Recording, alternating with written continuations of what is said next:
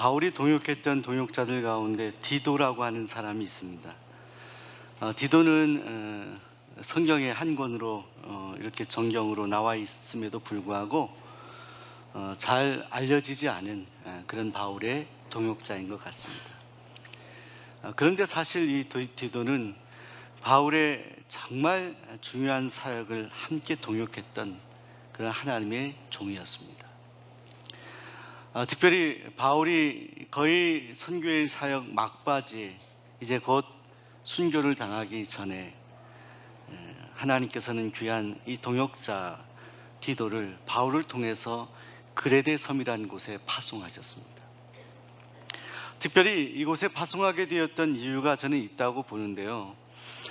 바울이 썼던 고린도 전후서 말씀을 기억하면 고린도 교회가 문제가 심각해 있을 때, 그때 바울도 해결하기 어려웠던 그때, 또 디모데를 파송했는데도 디모데도 그 조정하는 일에 실패했을 때 바울이 눈물의 편지를 써서 그 편지를 고린도 교회에 전해주도록 했던 사람이 바로 디도였습니다.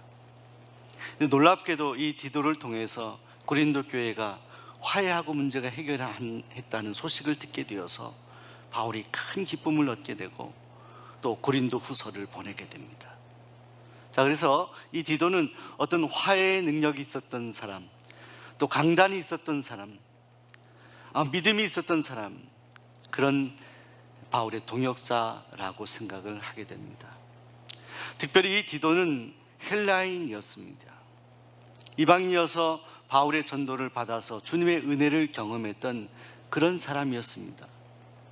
그래서 어쩌면 이방의 영향이 상당히 컸던 그레데 섬, 그리고 복음을 전하기가 상당히 어려웠던 그레데 섬, 왜냐하면 이 그레데 섬은 어업과 농업에 종사했던 사람들, 또 무역업에 종사했던 사람들도 많았다고 하지만 특별히 이곳은 죄수들이 유배했던 그런 장소였다고 합니다.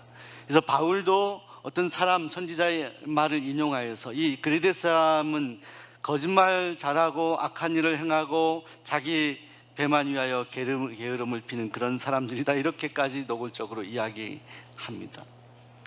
그런 환경에서 아까 그 섬, 아름다운 섬이었지만 목회 환경은 상당히 어려웠던, 다른 것이 아니라 사람들을 바른 교훈 진리의 말씀으로 인도하기가 상당히 버거웠던 장소가 바로 이 그레데 섬이었다는 것이죠.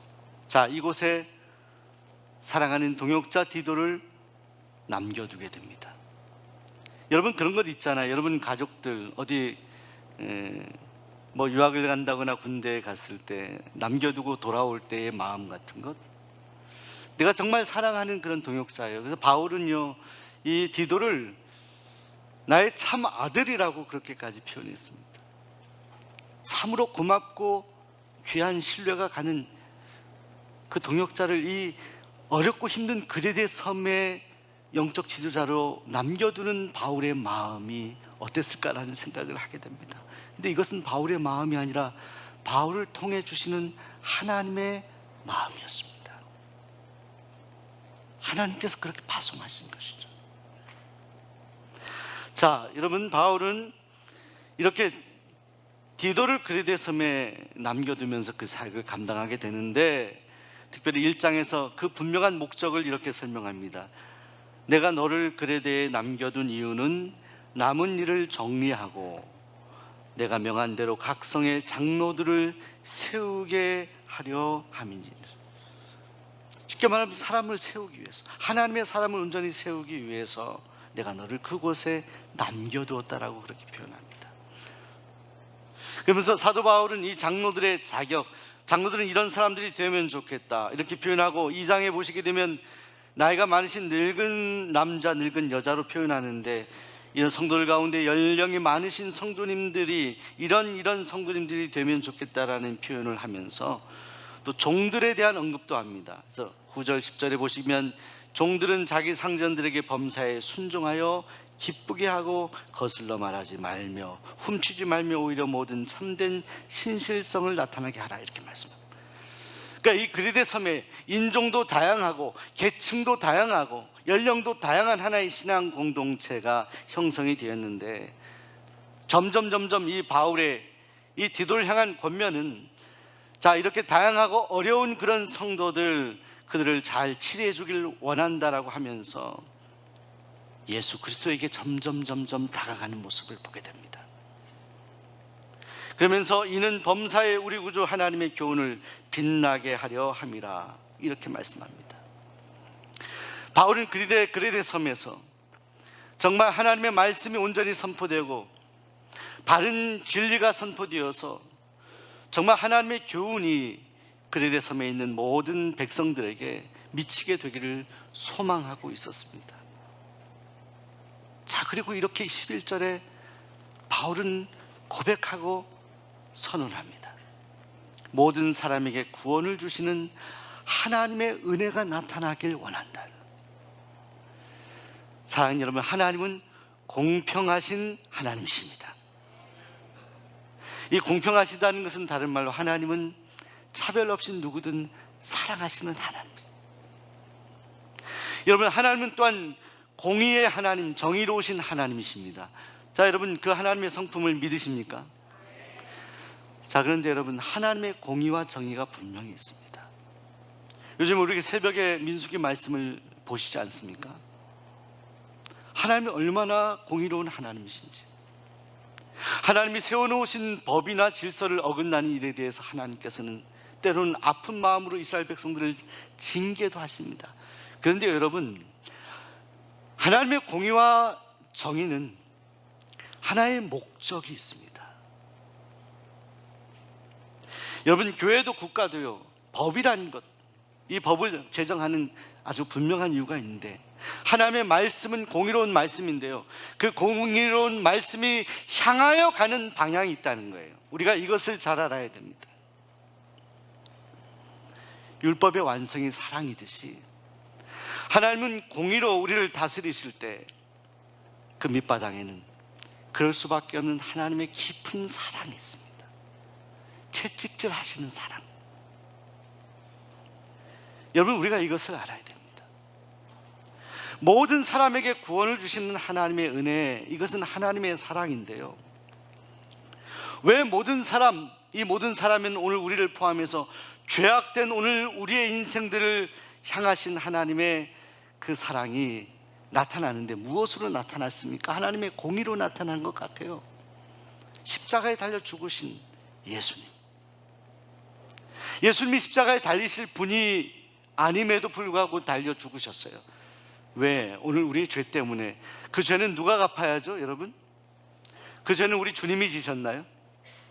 오늘 저와 여러분이 지었던 죄죠. 이 죄를 갚아야 되는 건 우리인데, 갚을 수 있는 분은 우리 하나님밖에 계시잖아요. 왜? 그 죄가 무한하기 때문에. 그래서 십자가라는 것은 하나님의 공의가 나타난 그런 공의의 하나님의 자리인데, 이 하나님의 공의를 이루게 된 근본적인 출발은 오늘 우리를 향하신 하나님의 사랑이라는 것입니다. 그래서 여러분, 하나님의 법, 지금도 구약과 신약의 말씀을 읽을 때마다 우리가 이러 해라, 이거 하지 말라, 이런 말씀들이 많이 있잖아요. 부담이 될 때가 있습니다. 하나님의 법도 법이잖아요. 이 법의 밑바닥에 흐르는 것은 하나님의 사랑입니다. 여러분들, 교통법규도 그렇잖아요. 여러분, 빨간불에 가지 말라 합니다. 속도 지키라고 합니다. 스쿨존에서 30km를 달려야 됩니다. 근데 이 법이 그 법 자체를 위해 존재하는 것입니까? 뭐 국가에서 세금을 거두기 위해서 이 법이 존재하는 그런 건가요? 이 법은 거기 있는 아이들의 생명을 지키기 위한 거예요. 어찌 보면 생명을 위한 것이고 사랑을 위한 거예요. 하나님의 말씀의 법은 그렇다는 거예요. 겉으로 볼 때는 딱딱하고 굉장히 우리에게 부담이 되는 말씀이지만, 이 말씀 안에는 하나님의 사랑이 있다. 그리고 이 사랑의 완성은 오늘 우리 인류 모두가 구원받는 하나님의 구원의 역사로 나타난다는 것이죠. 사랑하는 여러분, 그 공평하신 하나님, 그 사랑의 하나님을 우리가 매 순간 느끼고 고백할 수 있기를 소원합니다. 하나님께서 그 아들을 죽게 하심으로 그 구원을 완성하셨습니다. 바울은 이 그레데 섬에 있는 모든 인생들이 다 구원받기를 원했습니다. 그럼에도 불구하고 유대인들의 도전이 있었어요. 하나님의 은혜로 구원받았음에도 불구하고 우리 인간이 할례를 받아야 된다, 이런 것들을 강조하는 유대주의자들의 도전에 맞춰서 바른 교훈을 잘 가르쳐 달라고 디도에게 권면을 하는 것입니다. 자, 그러면서 하나님께서 그 아들을 주신 목적은 모든 이들을 구원하기 위함이다라고 말씀하면서 그 아들을 주신 목적에 대해 다시 한번 14절 말씀에 정리를 하고 있습니다. 오늘 14절 말씀 한번 다시 한번 읽어볼까요? 14절, 그가, 시작, 그가 우리를 대신하여 자신을 주시니 모든 불법에서 우리를 속량하시고 우리를 깨끗하게 하사 선한 일을 열심히 하는 자기 백성이 되게 하려 하십니다. 아멘. 그가 우리를 대신하여 자신을 주신 일은 모든 불법에서 우리를 속량하시고, 여러분, 우리 주님께서 여러분의 죄를 속량하셨습니다. 우리가 져야 될 짐을 대신 져주셨습니다. 예수님의 보혈로, 그 피로, 그 십자가의 죽으심으로 우리의 죄를 대신 속량해 주셨다. 자, 이것을 고백해야 된다. 자, 그렇게 할 때 오늘 결론, 오늘 14절의 결론은 뭐예요? 하나님이 자기 백성이 되게 하신다. 자, 자기 백성의 출발은 하나님 우리를 구원하시고 속량하셨다. 여러분, 오늘 순교자 주일 예배를 드리고 있습니다. 순교자 기념주일. 사도 바울을 비롯한 예수님의 직계제자 요한을 빼고 대부분 거의 다 순교하였습니다. 그 순교하게 된 그 출발, 그 마음의 동기가 무엇이죠? 평범했던 자신들, 죄인이었던 자신들을 대신 속량하신 주님의 사랑 때문에, 속량하심을 믿었기 때문에 나도 누군가를 위해서 죽을 수 있다, 나도 복음을 위해서, 예수님을 위해서 나도 희생할 수 있다라는 그 믿음 때문에 순교까지 한 많은 믿음의 선진들이 있습니다. 하나님이 우리를 자기 백성으로 삼기 위해서 오늘 우리가 해야 되는 첫 번째 출발은, 첫 단추는 바로 우리를 속량하신 주님을 인정하는 것입니다. 그리고 우리를 속량하신 주님은 우리를 깨끗하게 하기를 원하십니다. 거룩한 백성이 되기를 원하십니다. 그래서 오늘 말씀, 우리를 속량하시고 우리를 깨끗하게 하사, 이 예배를 통하여 여러분의 심령이 깨끗해지길 소원합니다. 우리의 몸과 마음이 성결하게 되기를 소원합니다. 말씀과 기도로 거룩하여지기를 소원합니다. 그런데 우리가 아무리 애를 써도 우리 자신이 우리 스스로를 깨끗하게 할 수는 없습니다. 성령이 우리 안에 역사해야 돼요. 우리 몸과 마음을 씻어 주셔야 돼요. 하나님의 은혜가 있어야 돼요. 회개는 그냥 되는 것이 아니에요. 우리 심령을 깨끗하게 하는 회개는 성령이 우리 심령 가운데 역사하야만 가능한 일입니다. 자, 이것이 자기 백성을 위한 두 번째 단계입니다. 이것도 역시 하나님께서 하셔야 되는 일입니다. 근데 이것이 결론이 아닙니다. 오늘 말씀에 속량하게 하시고 우리를 깨끗게 하신 하나님, 그 하나님 앞에 우리가 선한 일을 열심히 하는 자기 백성이 되게 하려 하십니다. 자기 백성이 되기 위한 결론은 오늘 우리에게 주어진 사명, 우리가 그 은혜를 힘입어 해야 되는 신앙의 실천에 있다라고 말씀합니다. 선한 일을 열심히 하는 자가 되어서 자기 백성, 하나님 편에서 하나님이 다스리시는 백성, 하나님이 붙잡아 주시는 백성, 하나님이 사용하는 백성이 되어야 한다는 거예요. 자기 백성이 되게 하신다. 여러분, 이 자기 백성이라는 단어의 원어 헬라어는 페리우시우스라는 말입니다. 이 두 단어가 결합된 것인데, 페리라는 주변이라는 것은, 우시우스라는 것은 내가 있다라는 거예요. 여러분, 자기 백성이라는 것은요, 하나님의 그 울타리 안에 있는 백성을 말하는 거예요. 우리 예수님의 비유 가운데 나는 선한 목자라 말씀했죠. 그러니까 여러분, 우리가 양이라고 한다면, 우리가 짐승의 침략을 당하고 위협을 당할 때 곧 목자가 와서 우리를 도와주는 그 관계 있죠. 그러니까 하나님과 멀리 있지 않은 관계라는 거예요. 하나님과 깊이 교제하는 관계라는 거예요. 나의 모든 어려움이나 나의 마음의 고통이나 나의 마음의 근심이나 모든 것들을 다 알을 수 있는 아주 친밀한 관계. 지금으로 말하면 우리 친구들 말할 때 찐친이라고 그러잖아요. 자, 그런데 여기에는 또 한 가지 조건 같은 것이 있습니다.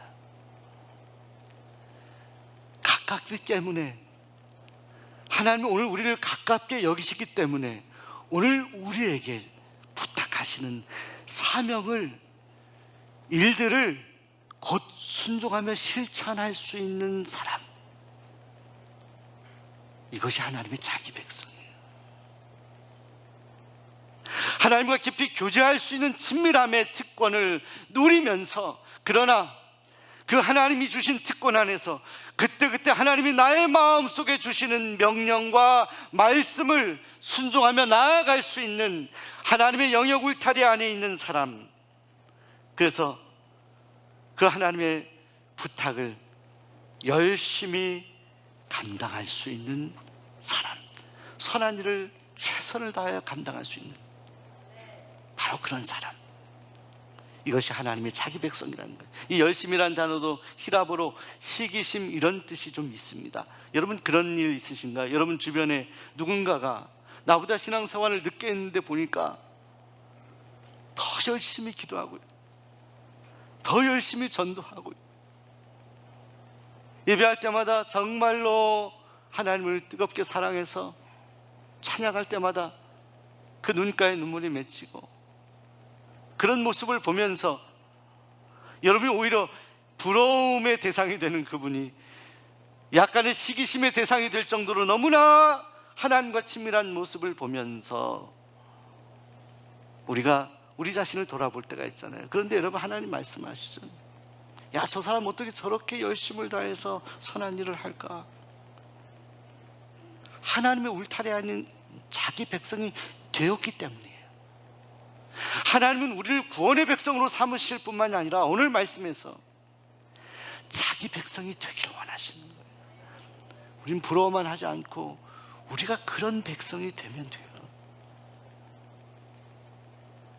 하나님께 선한 일을 위해서 열심을 다해서 하나님께 마음과 몸을 드릴 수 있는 하나님의 찐친 백성, 자기 백성, 이것이 비전이 되어야 된다라고 바울이 말씀한 것 같아요. 여러분, 우리 주님의 제자들은 주님과 너무나 친밀함을 느꼈어요. 그런데요, 보세요. 주님이 함께 계셨을 때에는 그것을 몰랐어요. 십자가 달리실 때 대부분 제자들이 떠나가 있고 배신해 있었습니다. 주님이 부활하셔서 나타나셔서 요한복음 21장에 보면 베드로에게 내가 너를 사랑하느냐 묻죠. 부활하신 그 주님, 그 몸을 다 보여주시어 제자들에게 주님의 사랑을 전하십니다. 그리고 주님은 승천하십니다. 그리고 약속하신 성령이 임하는데 제자들이 어쩔 줄을 모르는 거예요. 마음이 너무너무 뜨거우시고,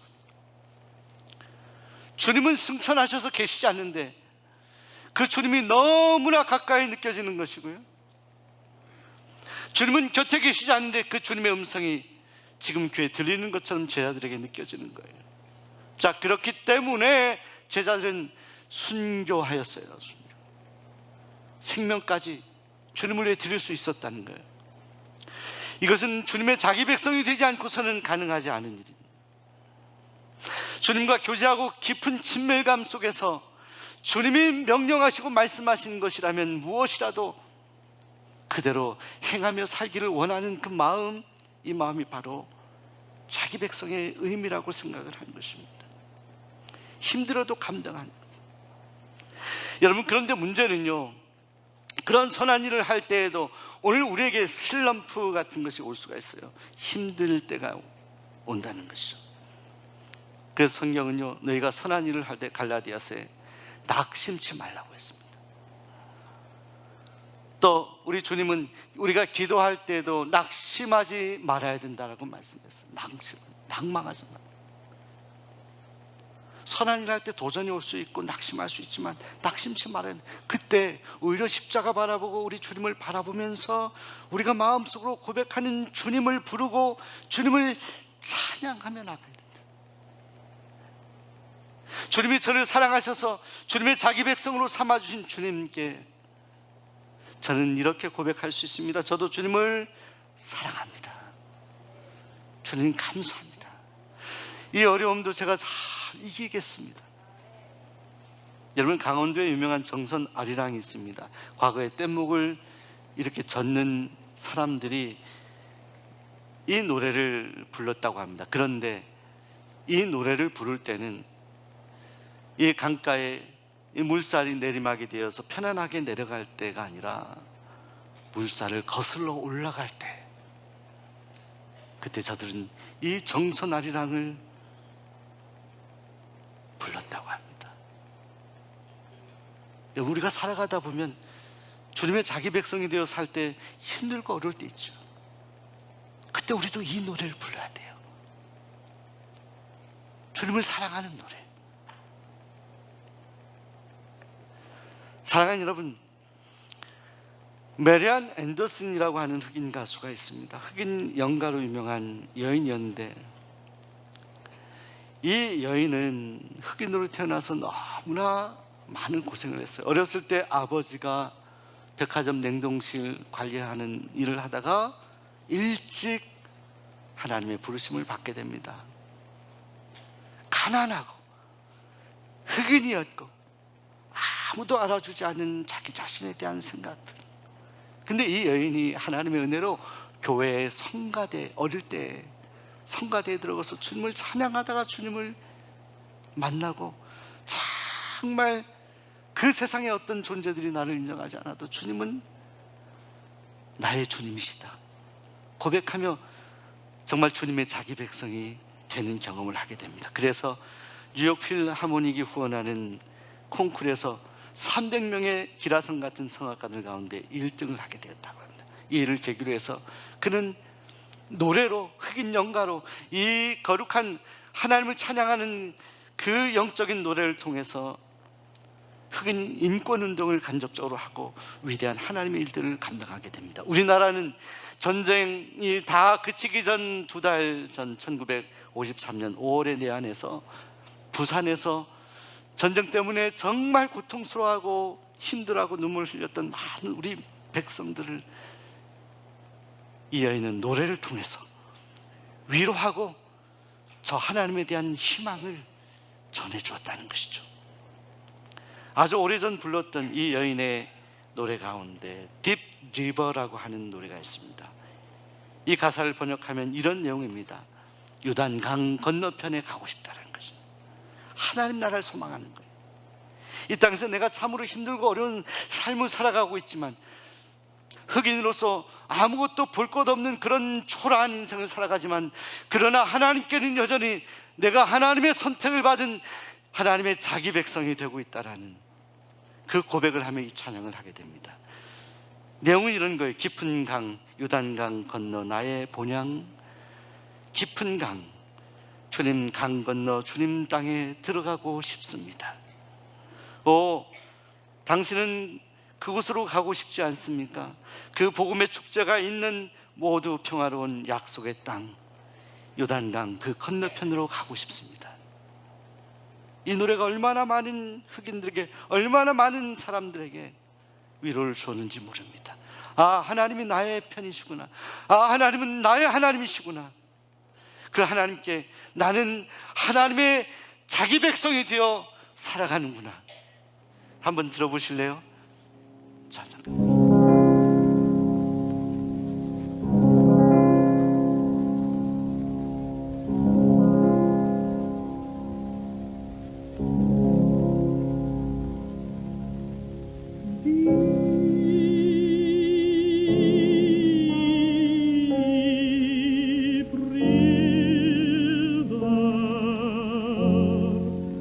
My home is